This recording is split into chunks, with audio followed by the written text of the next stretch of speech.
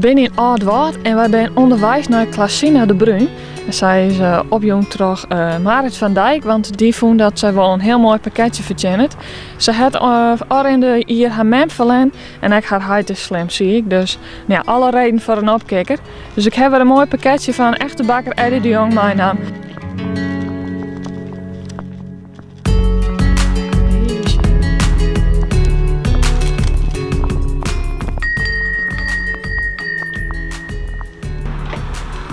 Goeiedag. Goeiedag.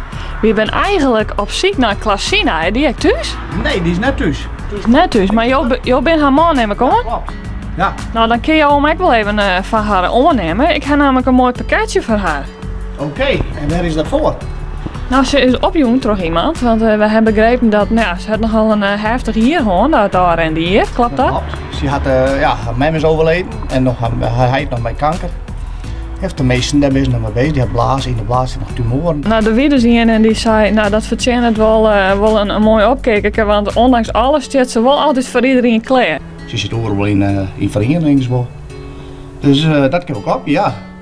Ja, want in principe is het voor het hele gezin natuurlijk wel lastig. Dat is voor het hele gezin is het wel lastig, ja. Dan ben we vaak voor hun zaal wat doen, omdat we daar voort binnen.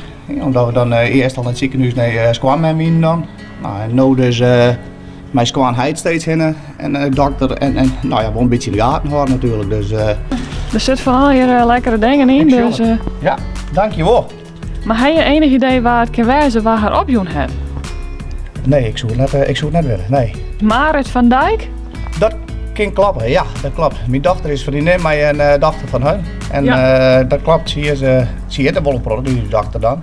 Ik omdat dat ze dus, dat we daar voort binnen, is ze daar ook vaak. Dat klopt. Ja, nou prachtig, mooi. Bedankt. Verrassend dichtbij.